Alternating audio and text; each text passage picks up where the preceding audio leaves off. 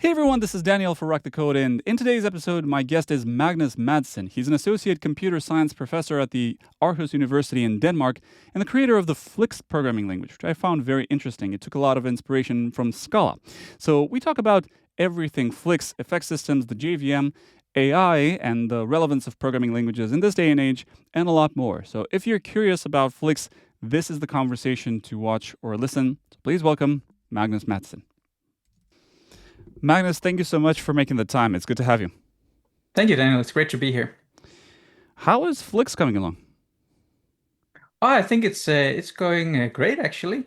So we have this stream of pushing towards version one, and there's sort of I've had a checklist of things that needs to be fixed before we can push for the first sort of release, where users should expect some stability. And so we've been crossing things off that list. Improving some code generation parts, improving Java interoperability. What's left on the list is some changes I'd like to do to the module system, and then I think we're getting pretty close, although I don't have a specific date in mind. But even today, I would say the language is very usable and very close to being, uh, I guess you could say complete, but we of course also have dreams for the future. Do we expect it this year? Yeah, potentially this year or maybe next year. That Awesome. would be my time frame. Yeah. Uh, for this audience, it's fair to say that Flix is not really well known. So could you describe what Flix fundamentals are and why this particular design? Yeah, that's a great question. I guess the question can sort of be viewed sort of from my personal story and also seen from the outside, but maybe sort of interleaving them a bit. I became interested in designing a programming language that would sort of sit between OCaml and Haskell and Scala. So that's sort of the space I'm in, taking what I think are good ideas from these languages and combining them, and also combining them with some new ideas from research. So sort of visually, I think the language looks a bit like Scala, sort of keyword based and so on. But it's more of a functional programming language and has a type inference, making it closer to OCaml. Um, Now, instead of classes and objects, it has type classes, very much inspired by Haskell. And then on top of that, we have an effect system. So unlike Haskell, where you cannot have any side effects, you can have side effects in Flix in the same way you can in OCaml or Scala. But in Flix, they are tracked by the effect system. And you can't subvert the effect system. So if a function says it's pure, then it has no side effects. If it says it has the HTTP effect, well, then maybe it's accessing something on the internet. And so you can trust this information. This is enforced. Um, yeah, I think that's sort of a brief overview. This is very interesting because effect systems are, at least at the time of this recording, they are the bread and butter of the Scala ecosystem, and there are multiple different approaches. So Scala is a fertile ground for experimentation in effect system. There are at least two production-ready, battle-tested effect systems for a few years already. Uh, so I'm quite curious to understand why Flix baked effect systems into the language. And I had a follow-up question, but I'll let you pick up on that idea first. Why did you want to insert the effect system into the language rather than make it a library, for example? Yeah. First of all, I think part of the answer is we've actually been working on Flix for quite a while, maybe close to 10 years. And so the landscape of effect systems and even the interest of Scala and related languages in effect systems or capability systems at that time was not as well developed. These things have really become a hot topic in the last couple of years, maybe 5 years and so on. So the landscape is moving, right? Also, when we started, OCaml didn't have effect handlers. And that's something that was added to it, making them more competitive with what we are doing. Now, the question of whether an effect system should sort of be implemented as a library, I guess we are thinking about CATS effects or CU or these kinds of approaches, or in the language. Um, in my opinion, I think that having it in the language leads to more natural programs. You don't have to write sort of in an indirect style, whether that's a monadic style or otherwise. It's just part of the language. That also means tool support can be better. And also, finally, and this is something we do in Flix, for example, code generation can take advantage of knowledge we can trust from the type and effect system. So just to explain briefly, in Flix, an expression can be pure, so it has no side effects. Then it can be impure. It has a side effect, maybe like printing, things like this, touching the network. And it can be control impure, so that is sort of even worse, if you will, or even more impure. That means things like throwing an exception or triggering an effect handler that has to be handled. And without going into detail, these things can be compiled differently, giving you different performance profile. In particular, pure code can be moved around and eliminated and sometimes automatically parallelized. Impure code should not be moved around, changing the order of statements. The side effects is dangerous. And the control impure code, effect handling code, requires us to do some more work to get access to the continuation and so on. And so because the type and effect system is part of the language, the compiler knows all about this and can take advantage of it and can generate better code. There's a discussion. I mean, while the conversation has been going on about effect systems, the pushback that we often read about is that some people just call effects named blocks of code, where otherwise the effect can basically do anything, where you can name an effect, but it does something totally different than declared. To what degree does the type system make any guarantees in practice? So, what kind of errors or programming faults do you expect to fundamentally block? Um, well, I think a simple explanation is if you have a function that takes two integers and returns an integer, maybe it adds those integers and multiplies them and so on. And in Flix, if it says it has no effects, then you know it's not going to touch the file system. It's not going to touch the internet. So it makes reasoning about that program easier. Um, it also means that if you want to have an effect, so if you want to print something from this function, you have to go and change the signature to say that now you're printing. And then, of course, in the callers, you also have to add that. Now, effects come in two flavors. We should be clear about that. So there are the effects, maybe three flavors actually. There's sort of what you could call the base effects, and in Flix, that's just IO and non-dead, non-deterministic. And that means that you are actually doing something with the system. Then there are user-defined and library-defined effects. The mechanism is the same, in the same way that, with classes, the Java standard library defines some classes, string builder, Hmm. and you can define your own class animal. They're both classes, but one lives in one place, and can reuse it, and the other one is maybe specific to your code. Right. And so the same with effects. In Flix, there is in the standard library now, a rich vocabulary of effects for the file system and for networking, for example. And so when you trust the file system, you can say things like, I'm going to do a file read, and that allows you to read files in the file system. But it doesn't allow you to write things to the file system. Then you would need the file write effect. And they're organized in a hierarchy and so on. So you can sort of select how precise you want to be. And that tells the callers what you're doing. Now, and this is a guarantee. So you can only do what you say you're going to do. You can't do anything else. And I think this has two benefits, at least two benefits, other than the thing about the compiler, of course, generating code. So it helps modularity. So remember when I took a class on object-oriented design back in the day, we often talked about indirect input and indirect output. And so when you want to do testing, that's where you need mocks and spies. So for example, if you need to know what is the current time, then you need to be passed in an object, and you can ask what is the current time, and then in your test you mock it by creating a fake object that says like, oh, the current time is Tuesday and so on. And for indirect output, for example, you say, when I send an SMS text message to someone, well, that won't work in a unit test. So again, you create a class and you pass in an object and you say like, oh, I want to send this text message, and then you can use a spy that records that interaction has happened. And so you have to wire this up yourself. Now with an effect system and with effect handlers, you can get this for free.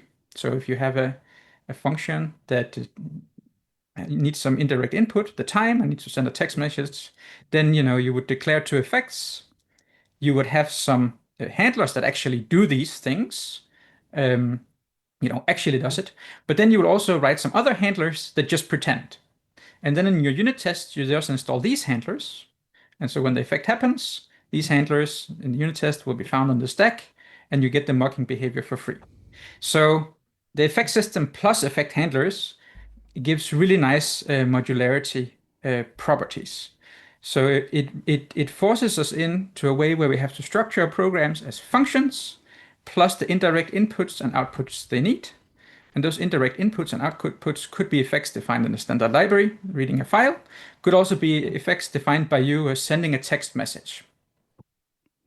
This is Then, yeah, this is pretty cool. I wanted to follow up. I have at least two follow ups. Um, by the looks of it, and after reading the parts of the Flix documentation, the effect system Kio in Scala probably was inspired by Flix with the signature that a function returns some value, barring or requiring some effects. Does such declaration start to look like checked exceptions, having to declare everything that you're doing? And I'm asking this because this starts to feel, I mean, this is a far better, or let's say, far more general way of this function returns something, but may throw an exception if something happens. Now, with Flix or with the QFX system in Scala, you have a function that returns this value, that returns a string, if you have file reading and IO, whatever. Um, how do you think about that? Checked exceptions are something that most Java developers ended up hating. yeah, first of all, I think this criticism is valid in the sense that, unfortunately, there are not many things you get for free. And so I think the criticism of Java checked exceptions applies equally well to Flix and related systems in the sense that an effect is a transitive property, a viral property. So if you are inside a function and this function did not throw an exception before, and now you figured out, well, I need to throw an exception, then uh, you have to put that as part of the effect signature, and now all callers have to deal with it either by handling it or by rethrowing it further down. And that is just the name of the game. Now, what made this cumbersome in Java? Well, first of all, there were some complaints that it didn't work well with higher order functions and such things. That's been totally worked out in Flix and in several other languages too. Second, you're not really programming with effects in Java, so it was sort of just for exceptions. You had to know and deal with this. If it's a feature that gives you a lot of power, hopefully you would be willing to also pay a little bit for it. It's something that's much more essential to the way of programming in Flix that you maybe start seeing it as benefit.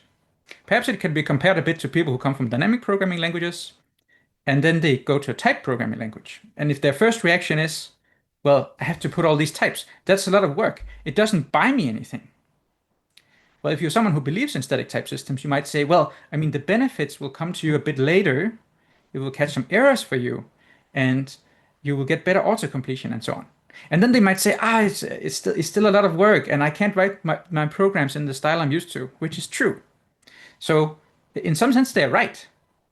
But in another sense, perhaps you have to use these things more, and then you will start to appreciate the benefits. And so I think the same thing with effect-oriented programming.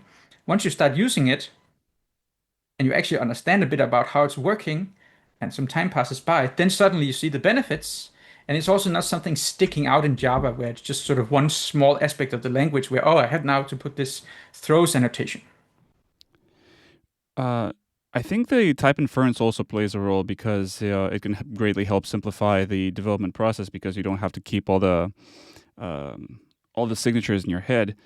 Um, but how does that propagate effect definitions if you change something in your code? For example, I don't know, if you have a large code base, you have many functions that are wired together, and so on and so forth, and suddenly you decide to change the implementation of a function to now require a different kind of effect. So a function didn't used to have need network calls, now it does. So you have to specify it in the effect signature, but that then propagates throughout all the call sites. How does that work? Does that cascade? Does it make the code harder to fix? How does that work? First of all, that's a great question. And so maybe just to talk about type inference first, there's a small point to be made here, which is that Flix has complete type inference within functions, but requires function signatures as a design choice. Mathematically, we could omit them, like in OCaml, but in Flix we require them. And so this gives this nice feature that you have those signatures as documentation, and they enable parallel type checking, and they also enable that we know whether the caller is wrong. Because if the signature says give me an int and you give me a string, then the caller is wrong. We also know if the body is matches the signature. Flix has also been designed so that, unlike some languages that use what's called bidirectional type checking or other things, like Scala, for example, where sometimes in Scala type inference goes wrong and it'll give you a type error, and then you just need to add some annotation saying, actually, this was an option of string or something. In Flix, and because we knew we were going to have effects, it was very important that you would never be forced to annotate correct programs. So Flix functions inside a function. You never have to write in any type annotation, so effect annotations. You can, but if the program can be typed, we will always be able to infer the type, and we will not give some spurious error. Now, the question of virality is true. So if you have a function that you use deeply inside your program, and you use a new effect, you say you suddenly need the time, then you have to propagate that into the signature, and then all the callers will also need that cert breaks.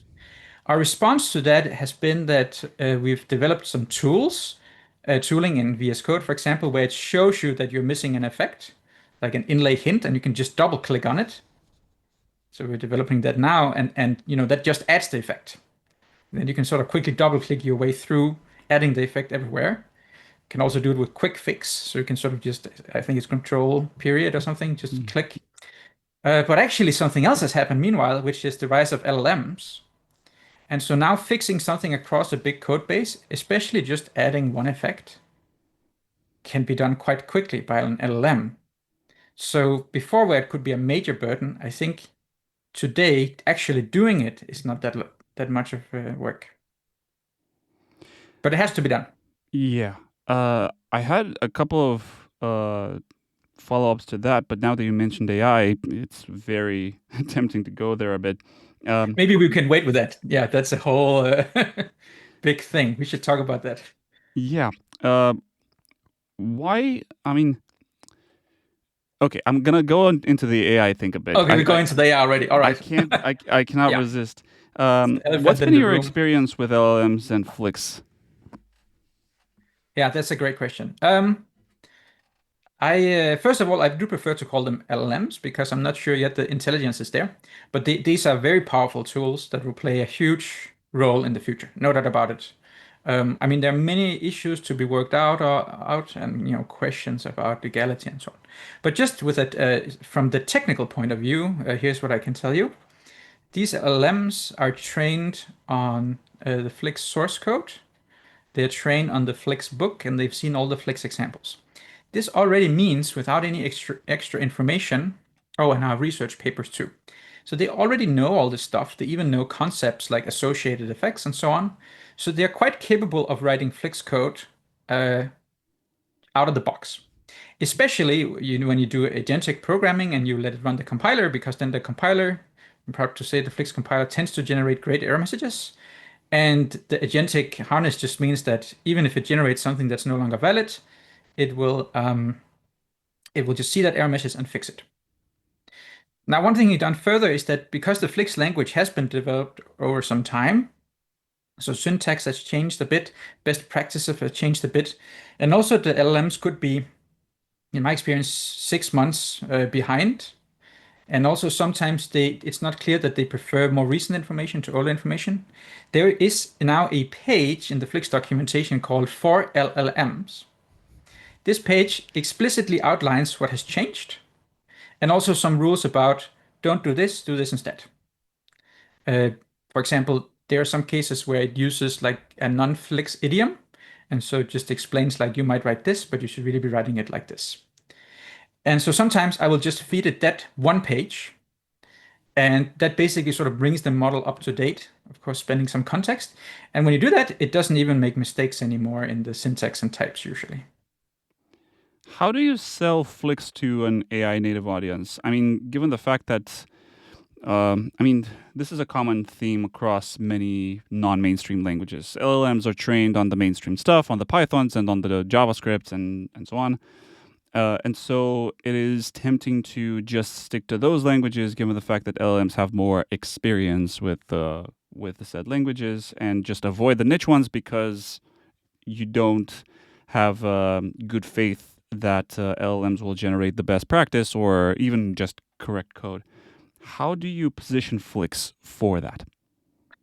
I'll prefix this by saying I'm not an AI researcher, but I think this argument is simply technically incorrect. I think that LLMs are really good at translating between languages, whether they're human languages or programming languages. And my experience has been that LLMs can write Flix code really, really well. They can write thousands of lines, and they are fully capable of taking their knowledge of, let's say, what is a hash table? Uh, what would that look like, sort of, camel, but with Flix syntax? Like, what functions would you have? What type class instances would you have from Haskell? And what effects would make sense? Uh, it really just works. I think this is actually a great enabler of new languages, as long as they have some code base that the models can be trained on and documentation that they can be trained on or fed into the context. So I don't have any problems at all, and a few users have said the same, getting like Claude Opus or similar models to write um, any program you wanted to write. It is not the syntax, it is not the type system, it is not the effect system, it just works. I think it's also because even though Flix is sort of a departure in the sense that it has an effect system, it is not a super niche, completely new novel language. I mean, it has functions, it has pattern matching. Many of these things are very similar to what is out there.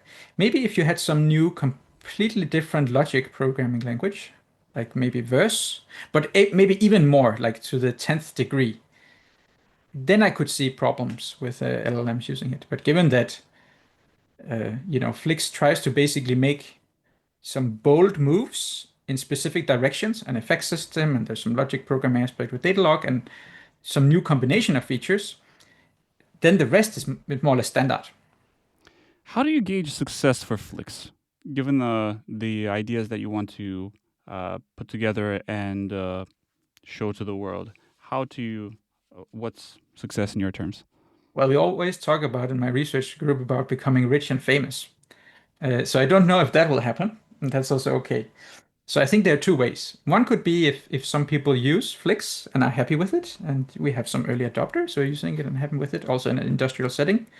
Um, and the alternative is that it could also have an impact on new programming languages, either directly in the sense that someone designing the next language and that happens being popular, maybe they inspired and take some features, or perhaps some of our ideas unlock some new ideas in research. So I think those are the sort of the three ways we can be successful. How has But adoption? perhaps being successful could also just be saying we've been able to do these things. I think now, and this has perhaps only been completed within the last 1 year, that it's possible to build a programming language with a type and effect system and write real programs in it. And to me, that was not clear 10 years ago. Okay, two follow-ups there. How has I mean, who has tried it in a real live setting yet? I mean, have there been any companies or any teams using Flixed, and what has been their experience? And I have a number two coming up. Yeah, I don't think there's been that much companies. What I hear is many developers at companies trying it out either for the effect system or for the data log aspect, which we haven't talked about. Um, I know there are two companies using it, but one place is like a Microsoft shop, so they don't want to. So they said they're using it, but they don't want to say kind of who they are and what they're using it for. So I can't sort of give you any names of companies, even if I know them. O- Um, Okay. I just wanted to get a sense of Then Flix. mostly hobbyists or people who are interested, sort of the Mhm. small community. Yeah. What's your true competition? I mean, you mentioned getting the best ideas from OCaml, Scala, and Haskell. Uh, what other languages? I mean, are these the competitors that you want to match against, or are there others? There are different ways of viewing this. I think the best way to view this is that the biggest competitors should be viewed as JavaScript and Python, because languages such as Scala, Haskell, OCaml, Flix, and others, in my opinion, are much better, safer, and faster than these languages. So it would be great if we could bring those programmers into our community instead of competing within our own small community. Because at the end of the day, Scala, Flix, Haskell, OCaml, and so on, we pretty much agree on 90% of everything. That And is so a, the that's a good way to put it because we do view type systems as something that's genuinely better. We do favor stronger type systems rather than weaker type systems. As we've been discussing, we are embedding more and more information into the type system and relying on the compiler to help us avoid bugs and so on and so forth. Why do you think the Pythons and the JavaScripts are still so popular, given the fact that they have dynamic type systems and um, the programmers using them don't leverage the same advantages that we do? think Evan, the author of Elm, has had some talks about this topic. But I think it comes down to factors that are not so much technical merits. Um, for example, just inertia, right? So, JavaScript is used on the web. And so it will just always, and it's the one language that's really supported there. Maybe WebAssembly is a distant second in some shape or form. Then, so inertia. Now, although LLMs might help a little bit there because now it's easier to port code between platforms. Yeah, then actual platforms, right? Like if you write an Android app or a iOS app, you should use these languages, platform languages. I think that's what Evan calls them. Then also just what we teach, and even at my university, we're quite conservative in the sort of the first languages we teach programmers, and I think that's the case in many places. And also perhaps that, the value of static type systems and these kinds of things might be hard to sort of if the technical people, programmers, us, software developers, even if we don't entirely agree on what the best languages are, it's hard to see how people above us who might be making these decisions sort of get a clear signal that, oh, we should use Rust over C, or we should use Scala over Python, and so on. Um, and finally, I think there's just fragmentation. So there's just more and more languages, and they sort of fill up with different niches. Um, I wanted to go back to some Flix features that you mentioned earlier. You talked about Datalog, which is very important to Flix, but I think most of the audience listening is not familiar with it. Can you describe what Datalog is and why and where it's useful? yeah, let me take one step back and I'll return to it. So in Flix, it's a functional programming language, and that means that you write your program as small functions that call each other. Now, one cool thing in Flix is that inside a function, you are actually welcome to use some effects. So you can say, I need to print or get the time, as we talked about. So you put an algebraic effect and so on. But another thing you can do is you can do mutable programming, imperative programming. So if you want to have like a mutable map, and you want to have like a loop and put some things into the map and change the map and take it out, then that's fine, as long as by the time the function returns, the mutable data goes away. The function is still pure. Flix can see that. A classic example here is, let's say you want to sort something. So you get an immutable linked list. Then internally you can convert it into an array. You can run a sorting algorithm that sorts in place by mutation, and then you convert it back to a linked list. And this function is pure as seen from the outside, and Flix can enforce that. Okay, now for the logic part, it's the same story. This gives you the third way of implementing a function. So let's say you have a function and you're given a road network of Denmark, and you want to know, like, can I get from Copenhagen to Aalborg. This is some kind of graph problem. So of course you can look in a book on graph algorithms and you can implement this in a functional imperative style. But it requires a lot of code to do some graph exploration. And so Datalog is a very elegant logic programming language that grew out of database research. You can think of it as SQL on steroids, if you will. So it has most of the features of SQL, except the ugly ones. And it also has recursion, which some extensions of SQL has, but it has recursion in a way that always terminates, which is not the case in SQL. And so it's really ideal for graph queries. And so if you were to write this function answering, can I go from Copenhagen to Aalborg, and you maybe have some time constraints and, I don't know, with a train, a road, and so on, then it might be more elegant to express that as a Datalog program. So you can write a small Datalog program embedded, a bit like LINQ from C Sharp, but much more powerful because you don't write one query, you write a collection of constraints, and then you query the solution. And so this is really well suited for specific problems, not for general programming, but specific problems. And it's integrated deeply into the language, so the type system and lexical scope and moving in and out of these things is very elegant and simple. You're not building strings to send off to some database.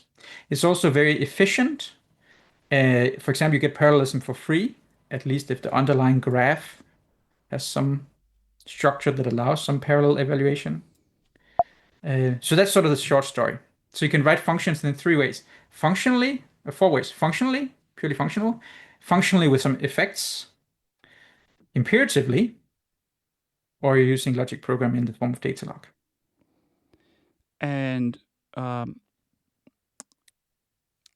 follow up to that would be the fact that these three paradigms are just very different, and most languages pick one, if I mean maybe two out of these.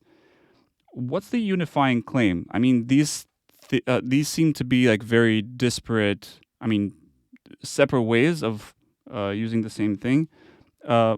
What's the thesis behind embedding all of these into the language? Yeah, that's a great observation. Perhaps two different answers. So one is the unifying theme is the function. You write a function that takes some inputs and produces some outputs, and the implementation details is then up to you. Now, the effect stuff, I want to hit hard on that, and I think that will be used everywhere by everyone. The Datalog thing should probably only be used very rarely, and some applications will not use it at all. Okay, so then you might say, why even have it? I think two reasons. One is that even though it's extremely niche, having a general purpose graph query language is just super powerful once you have that problem where you need that. So it gives you like 100x savings or 1000x savings in the amount of code you have to write. The other reason is more pragmatic, which is, programming languages are developed by companies or individuals or by researchers. So we are researchers in the same way that OCaml was originally designed and Scala and so on. So that means what funds the development of Flix is not, let's say, that governments and funding agencies and private organizations want to build a new programming language, sadly. Instead, they're interested in research, pure research. And so this question of how to combine functional and logic programming is something we've been funded to do research on. And so it's sort of it's an argument we use there to get funding to explore some of these things. What But are I've been very careful that our research explorations don't sort of create a language that's too big or that sort of destroys other parts of the language. So for example, the Datalog thing, you can pretend it doesn't exist. It will never come up if you don't use it.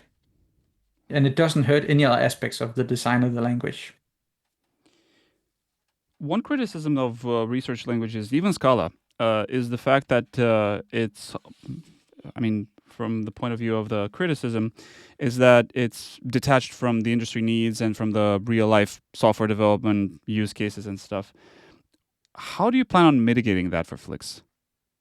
Yeah, I think Scala has been criticized a bit for this. I think with Flix, the first thing is sort of we are totally fine to do a prototype of a new feature, publish our nice research paper, and then throw that code away and never put it into Flix, right? So it's not just so I'm totally happy to do some science and then say, but actually it's not practical for Flix. And so sort of having that in mind, and people can work on things knowing that it will not make it into the language, that gives that freedom not to sort of put too much in there. Okay. So that's one answer.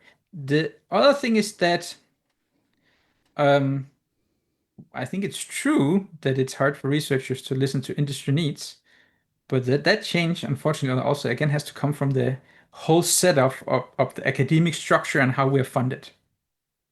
So I have no idea how to change that. That's a political problem.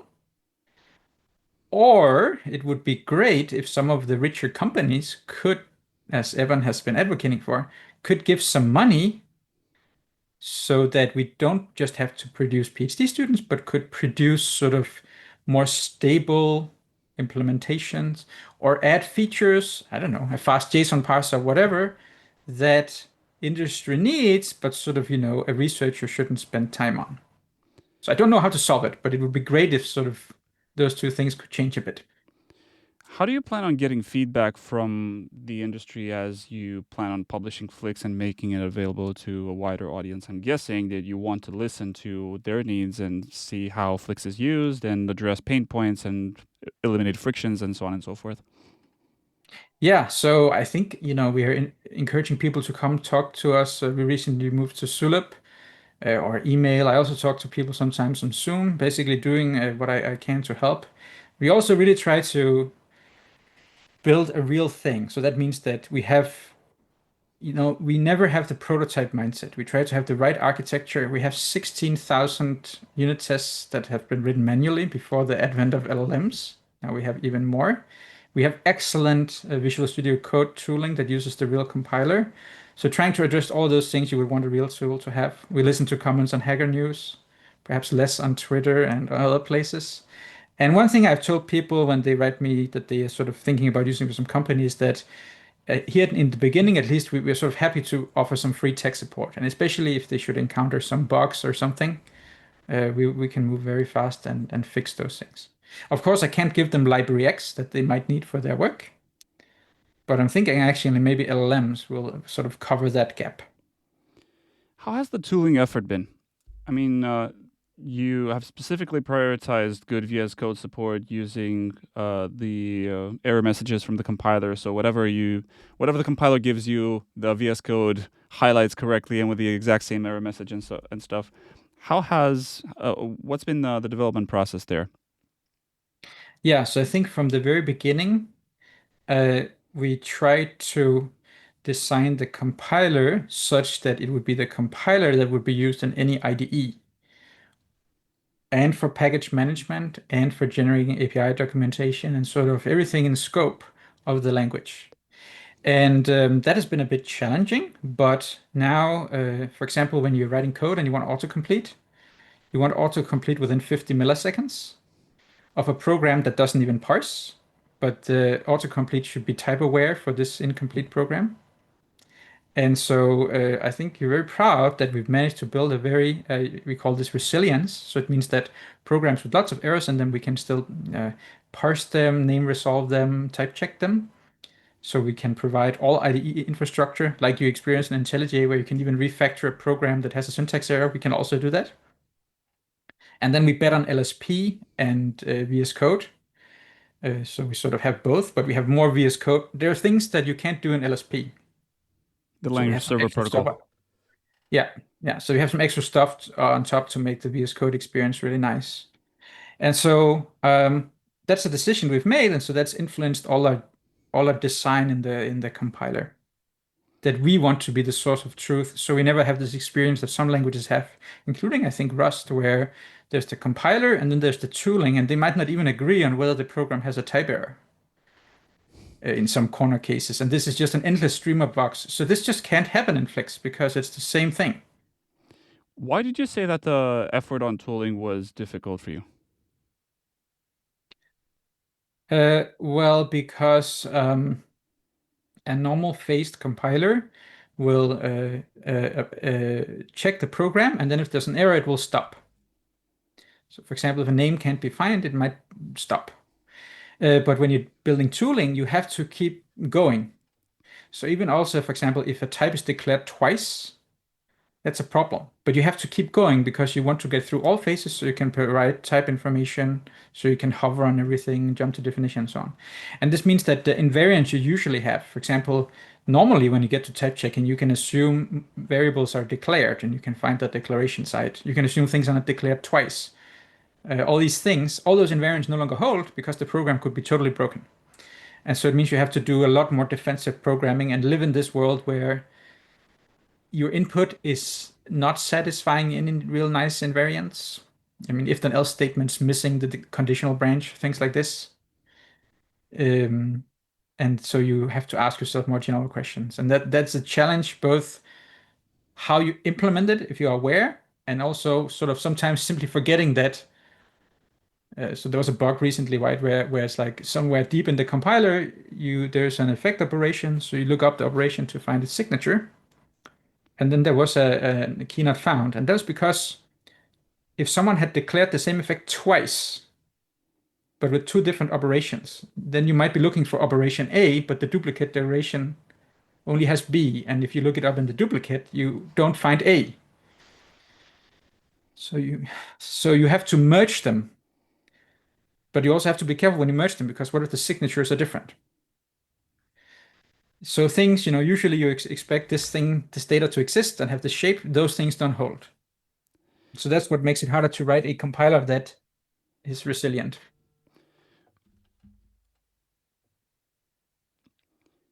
The while developing a language, you have multiple components that are part of the language and many components that are not part of the language that people really don't see. Tooling is one of them, and documentation is another. Like a website is another. Um, like build infrastructure, library ecosystems, and everything. These are things that we kind of take for granted. How are you balancing all of that to make Flix a well-rounded experience for a software engineer? I can only say this has taken a lot of time, right? We've written a 200-page book. We have an online playground. This was before LLMs, right? I have an online playground, the VS Code tooling, LSP tooling. Um, so I think one advantage we had here is that there are many good bachelor student projects in here or master student projects. I can give a simple example. Right now, I have a very talented student. He's from Switzerland, actually. He's doing it remotely. He's doing a bachelor project on code formatting. And so he's been learning about those algorithms and implementing them for Flix and testing everything out. And that's a nice unit of work. And then he sort of more or less operates a little bit in research mode. It's at the bachelor level, right? So reading some papers and understanding those when we talk about it. And he does implementation that he gets feedback on the code quality and all the corner cases and so on. And then in some cases they end up finishing it and it's good enough that we can use it and we merge it in. And I think that will happen here. And so that's a way to get a formatter, for example, which takes several months for someone to write. It would even take me a lot of time to write. So it's on the back of talented students that work hard that we've been able to build many of these components. Why choose the single binary for everything related to development and experience? I mean, you said that you're using the compiler for everything to do the build checking, to do highlighting, to do documentation, to do everything. What has been the trade-off for choosing the binary, a single artifact for all of these things, and why did you choose that? Um, I think it gives the best experience with just one unified tool. I mean, the trade-off is having to do all the work. If you say like we will not generate API documentation, then you need to lure some open source maintainers into building a project that provides that component. And so, for example, for Flix, we are not going to be building much beyond the standard library. So if someone wants an XML parser, their choices will be to use Java interop to use an XML parser, or someone could write a Flix interoperability layer on top of an XML parser, or they could write their own XML part, just to give an example, XML parser. But we are not gonna do that. We won't have time for that specific thing. Um, of course, the more is in the language, the nicer it is, and everything is maintained and everything works.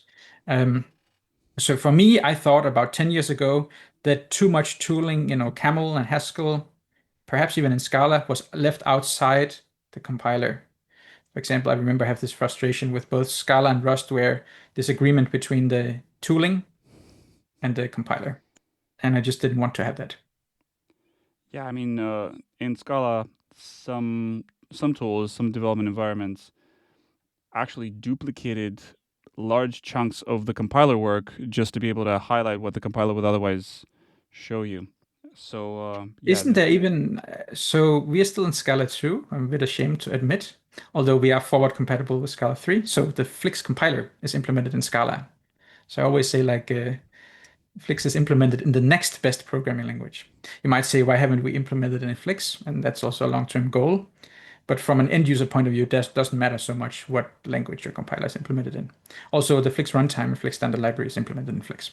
But anyway, but I've also heard that even the jump to Scala 3 sort of their tooling had to catch up. because of some syntax changes that are fundamentally on a different philosophy. So Scala 3 introduced braceless syntax, which introduced indentation, and that slowed down the development of IDEs because IDEs suddenly had to contend with indentation aware, brace aware, like Java Mm. style, Mhm. and mix. So Scala 3 can very seamlessly mix Ah, both yeah. styles, but that causes problems with IDEs and refactoring, copying and pasting, all that sort of thing that we developers take for granted. But it was a huge headache. Only very recently have IDEs caught up with that, and yeah, I mean, uh, this is how you.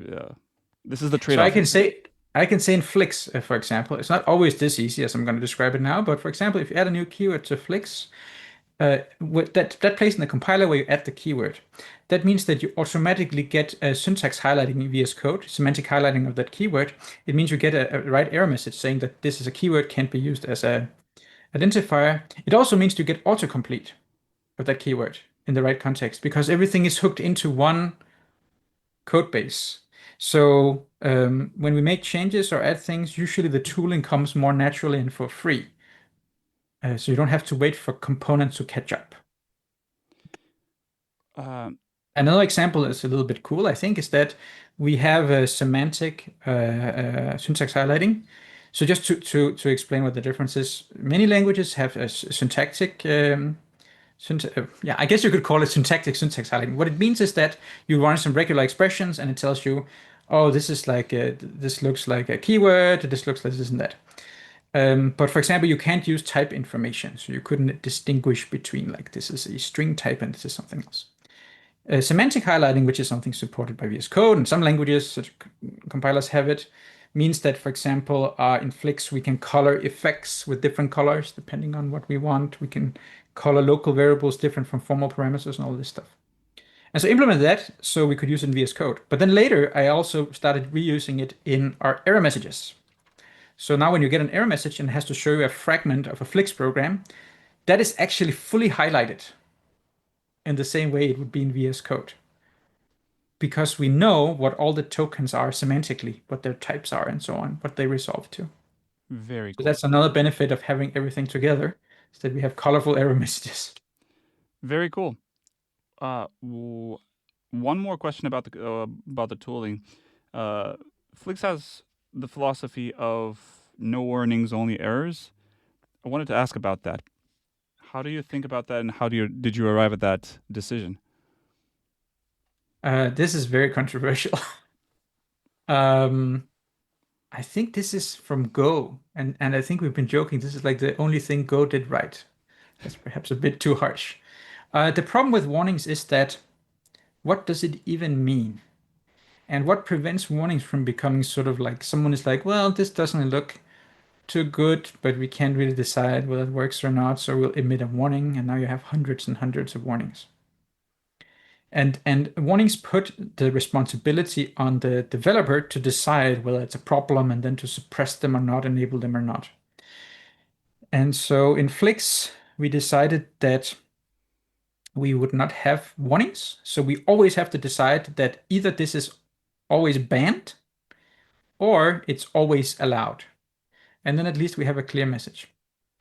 Now there's one place it has snuck up on us.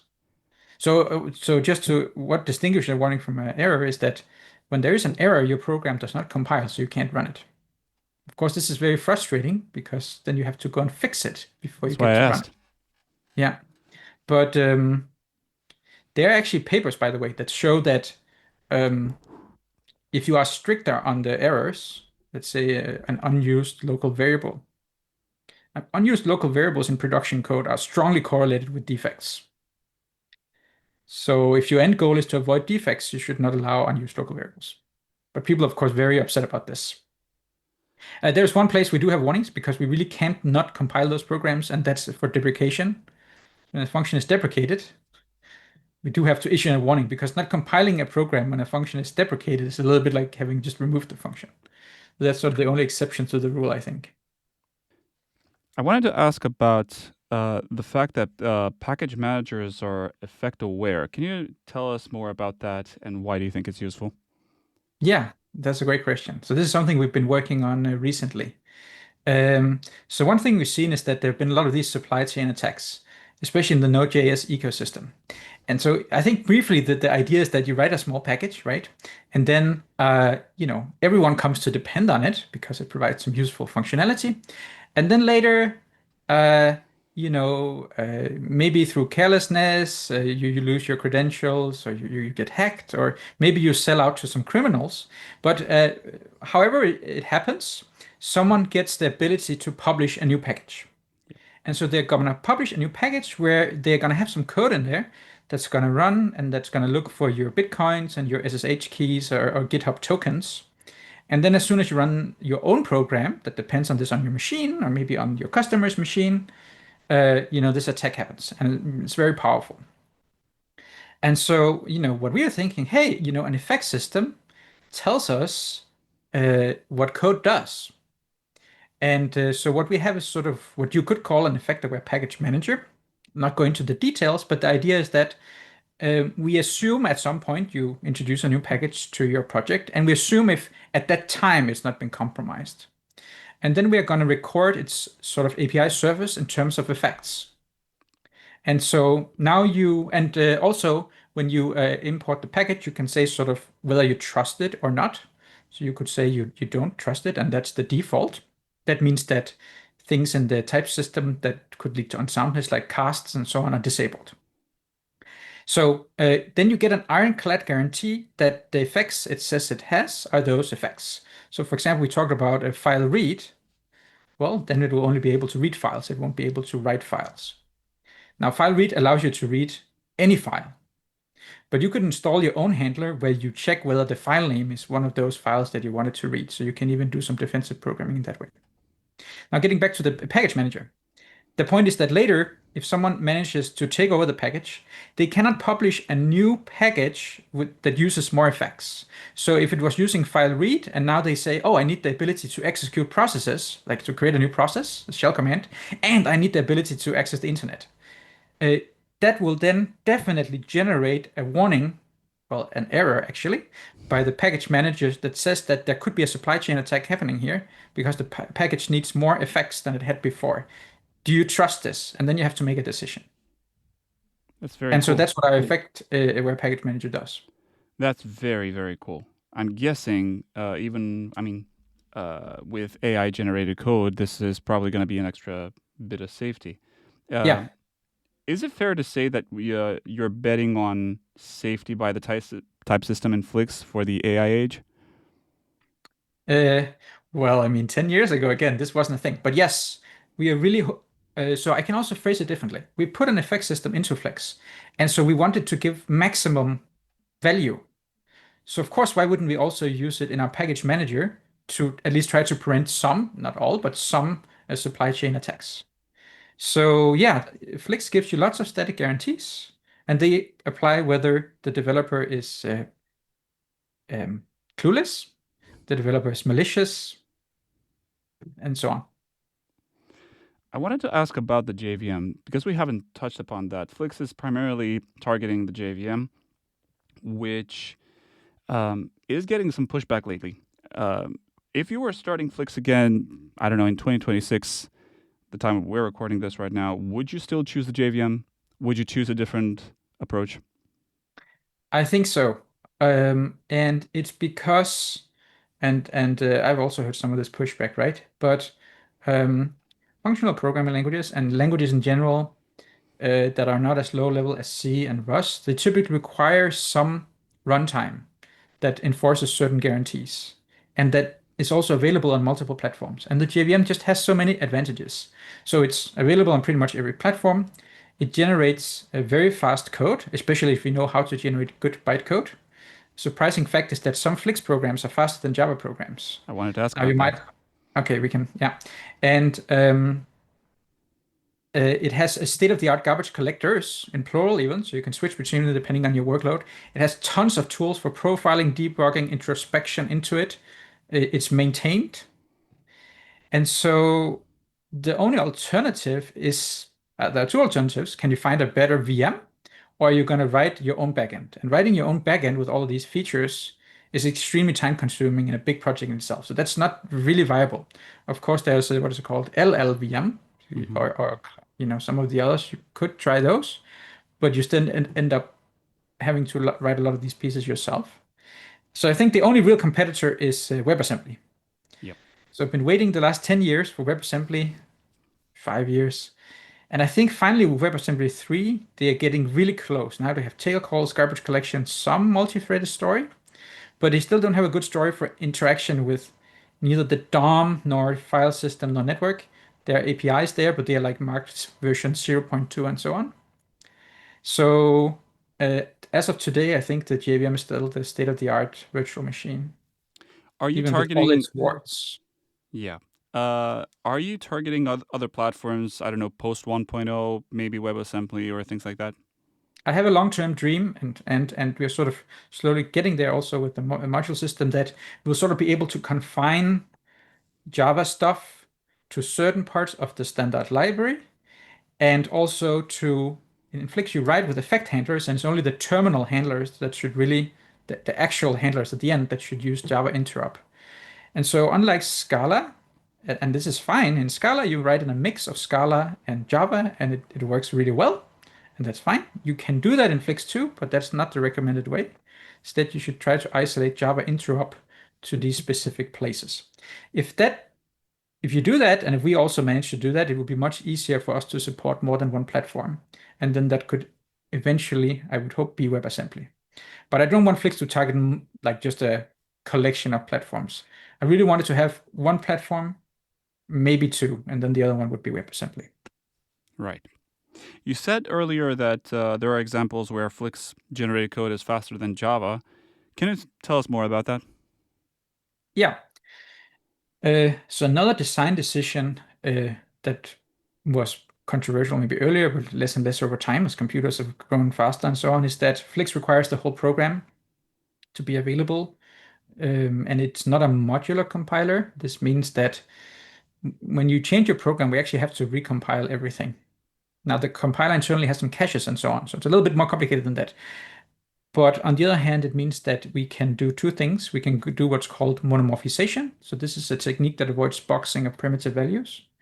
And then we can do inlining. So this is a technique where if you have a function, normally there has to become like some object and there's a call to it, which requires indirection. And so inlining gets rid of that indirection. So for example, a small program will be faster than Java or Scala.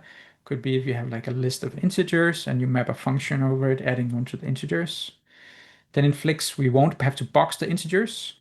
And we also won't have to call the function because we're going to inline it and just have a normal imperative loop at the bytecode level. That's very cool. Does I mean there are improvements to the JDK um, about boxing and stuff like Project Valhalla Yeah. and others from other domains like obviously Loom and on Green Threads. Uh, does that affect Flix in any way? Yeah, so I'm always looking at these Java what is it called? The JEP process, Yeah, right? The improvements. So I'm always looking at that stuff, seeing if we can take advantage of it. I'm not sure how far Project Valhalla is, but that the value classes and that stuff. But that's something you want to take advantage of. We do use the lightweight threads with Loom in some places. Um, we use this is older stuff, but still we use some of the Lambda Meta Factory stuff for our closure generation. So, and we've always had this thing that we're not supporting Java 8. Actually, I think we require Java 21. wow, okay, And that's because we want to be able to take advantage of new features in the bytecode or in the nice. runtime and build on those and target them so you get that performance on that feature.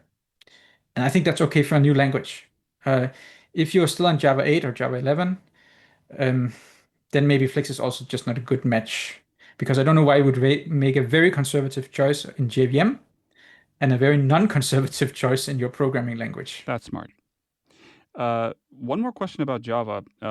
Given that Java interop forces you to or exposes you to otherwise impure code, and Flix tracks effects and tracks capabilities of, I mean, things that you're allowed to do. Yeah. What's the idiomatic Flix way to do it? I mean, if you're calling Java code that uses the network and the Java functions don't declare network effects and stuff, is there a path to richer Java interop that doesn't dilute the effect system? So there are two ways. The long-term goal is that all interaction with the outside world will be done through the Flix standard library. So for example, recently we added a large collection of effects for the file system and also for network and for HTTP specifically also. So if you're writing some program that, I don't know, needs to fetch some JSON and write it to some files and so on, you should just use the Flix standard library, which then behind the scenes will use some Java. And that way it's completely portable and completely Flix. Now, maybe you need something that is not covered by the library yet. What you should do then is you should express your own effect. You can declare your own effect. And then you would write one handler, a default handler. And in there, in that collection of functions, you will use Java interop. But now it's confined to that one space. Um, you can, of course, create Java objects, and even those you could fill out some methods, but there are some rules about where you can then use effect handlers because they can't cross boundaries back and forth. So you should think of Java more as FFI, but it's really well integrated with the type system. So you don't have to declare anything. Type inference works pretty well. All the boxing is taken care of and so on. But unlike Scala, it's not recommended that you just mix the styles freely. I see. So So instead, if you need to read a file, use the Flix libraries read file facilities. Don't say new file reader. okay, so is it fair to say that you're basically making like a catch-all effect where you interop with Java and then you have to handle that catch-all effect and basically get responsible for it? The reason I'm asking this is because there are like a million Java libraries, and for example, if you want to use, I don't know, I'm throwing one. If you're using Kafka, right? You're using a Kafka publisher. You're pushing a value. What is the correct way to do this? And uh, Yeah. It depends if you're using a framework that has inversion of control, then I'm not sure this is going to be easy. So I don't know if this hypothetical Kafka library has inversion of control, mhm. but that's tricky. Now, if on the other hand, you just need to call some, library that, I don't know, does plotting from CSV files and all of that, then in principle, you would express an effect and then write all your interrupt code, which just looks like sort of Java code in those specific handlers. That would be the way to do it. The thing is, Flix is a new uh, paradigm that it's effect oriented. And it's just not possible to retrofit that onto Java unless you go the Scala way, which is fine, but it's a different system with less strong guarantees, you could say. What are some um, design mistakes or regrets about the Flix language? Since you wrote a blog post a while back, I think it's 5 years now. You call it "Design Flaws in Flix," where you expressed things that are uh, that you kind of regret? For example, string concatenation with plus. Hmm. Any other things that have popped up in the meantime in that space? Oh God, too many to list. I think we fixed them though, because we're sort of able to still move and change the language. Um, so there are really many. So I think some of them also just experiences. I think that so one that has been recently coming up and sort of the remaining word is that initially Flix had a separation between files and modules. And so we had this grand idea that, if you want to use 100 files or one file, that should be up to you. And so you could just sort of declare your module structure independent of the file structure. And some languages allow this. And so we did that and we took advantage of that in the standard library and so on. But then much, much later, we started realizing that tooling often works by saying things like this file has changed. Well, if this file has changed, but there's no correlation between our modules are where files are, it becomes really hard to figure also things refactoring and moving things around. If there's not a good mapping to the file system, it becomes really hard to do this properly. So now we are actually changing to a model. So this is maybe the latest, biggest mistake, where there is a correspondence between files and modules, so that when a file changes, we will be able to, because you might just from in some tooling situation know this file was changed. It's all you know. Then we'll be able to better figure out incrementally what we have to recompile and recheck. Whereas now sometimes we just have to recheck everything because we just don't know what changed. Um, the other thing would be we were building tooling support from the beginning, but did not know what the architecture of the compiler should be. So I had to discover that over several years. So if we could travel back in time, I would tell myself that these are the data types definitions that you want. So we sort of experimented with different ways, for example, of aggregating errors and so on. So there are some internal painful restructurings. Didn't affect users, but it did affect us. Is the design of Flix, and in general, I mean, the languages like Flix with new concepts or new mixes of concepts from different languages into new packages and stuff. I think it's a very welcome addition to the programming language space and the software development industry in general. But there's a pushback, or rather, it's there is a conversation about whether programming language design is still relevant, especially in the age of LLMs. We talked about this earlier with the popularity of the most popular things that LLMs just reinforce, also with generated code and stuff. How do you think about this? Is programming language design still relevant? Should we still search for other new ideas in programming language design, given the fact that other people say that software is mostly solved? How do you think about this? That's a great question. And what I'm about to say will sort of reflect my thinking now, but this will evolve over time. So I started using these tools in the summer of last year, and they were quite incapable in the summer of last year. Um, couldn't even refactor unit tests and Flix and so on.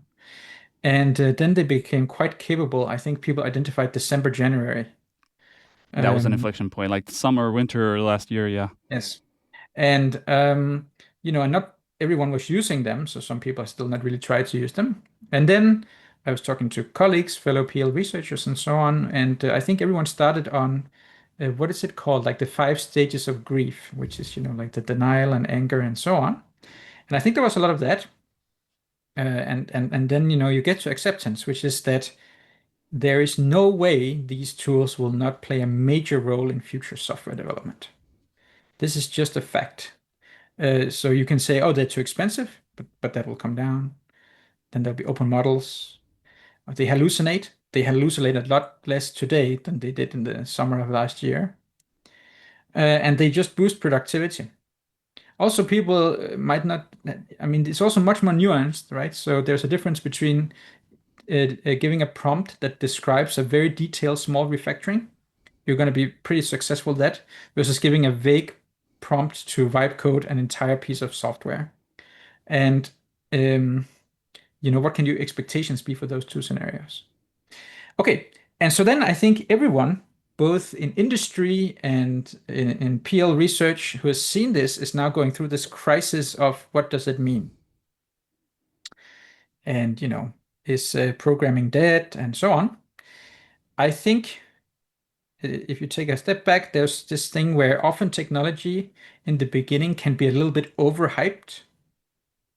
Suddenly you think it's going to solve all problems, but in reality, it often plateaus and then the gains come a little bit later. So I think that will happen here too. So, I don't think the very fancy statements about how this is going to change everything will happen. But this will be a powerful tool that everyone will be using. Now, what is the impact for programming languages? Really hard to say. Um, One is that it's not true that new languages can't gain critical mass. Not at all. Because if there is some training data, even if it's not in the model, you can just pull it into the context. That's not ideal, but you can do it. Then they are quite capable of writing in most languages, unless they would be really different. Then, if you need a library that doesn't exist in Flix, well, you can have an LLM implemented. People who are optimistic then say that we talked about type languages, right? And so these give guarantees, right? So these are guardrails for LLMs. And so if you want to be an optimist, you might say this is even great news for languages like Flix and all the language you talked about, because now we need those guarantees even more. And we don't even have to worry about the library problem because things can sort of be ported easily. On the negative side, you might say maybe languages will just matter less because before it was the material that you're working with every day, you're typing every single keystroke. So if you thought that Java was a bit verbose, it was a big problem for you. But is that the case now? Not so clear. So I think things are going to change, but it's hard to see what's going to actually happen.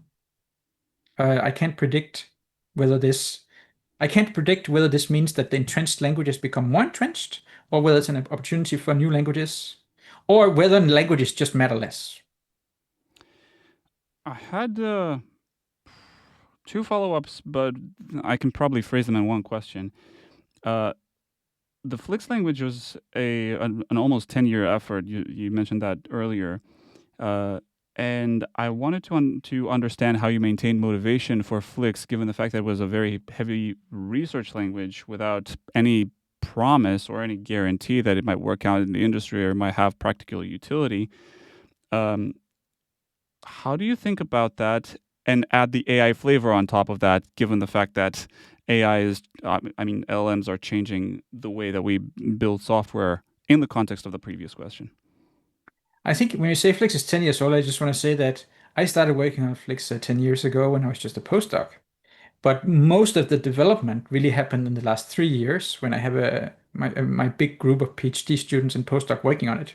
And I think some projects are like that, where it's sort of a slow burn and then a lot happens. So all the exciting stuff in Flix has happened in the last 3 years. It's still a And then multi-year effort. I mean, definitely, in the age of vibe coding, where you can just prompt something and five yeah, minutes yeah, later you have a piece of code, how do you maintain I know. motivation? I think everyone who's been programming feels like I spent so much time doing this refactor, and now, this tool could have done it, right? I don't know how Mm. to feel about that as a human. The people who typeset newspapers before they had computers, right? Hmm. They must also have felt some of this, right? Um, so I don't know, going forward, I still have ideas for how to make Flix better, but I'm now soon reaching the point where I think we should also say it's sort of stable and ready to use. So I'm very excited about that, and then I'm very excited about the new ideas. I don't think I decided that I don't think LLMs change that much for me sort of in the near term. As I said, I think we need to see it play out a bit Hmm. and see whether this not just becomes a cool tool, but we'll still need programming languages. I really don't believe that LLMs will generate machine code. This is absurd. You can't maintain software like this, right? So languages will be needed. Um, yeah, Magnus, I want to be respectful of your time. As we come to wrap this conversation, is there anything, a thought or a quip or a question or a piece of food for thought that you would like to leave to my audience before we wrap up? Oh, I should have thought about this ahead of time. Um, yeah, so maybe it could be this, especially in the age of LLMs. Is there a difference between the quality we expect from a local website for booking a tennis court and the software that goes into the airplane that you're flying? And if there is a difference in the quality you expect here, how should that be reflected in how we teach programming and how we write programs and how we choose programming languages and tools? How Excellent. should we do this? Excellent question and excellent food for thought. I have been thinking about this for quite a while, especially with the advent of LLMs and with the vibe coding um, sort of movement. That uh, it started occurring to me that there are coders and there are engineers, and the engineers have skin in the game for the important stuff. So yes, I this is an excellent thought to wrap the conversation with. Magnus, it's been a pleasure. I hope Thank you, that Daniel. This has been great. I hope Flix goes to 1.0 with the features and the stability that you're aiming for as soon as possible. I'm looking forward to trying it out. And until next time, folks, thank you so much for watching and listening. And I'll leave everything in the description of the video. Magnus, thank you so much. Thank you, Daniel.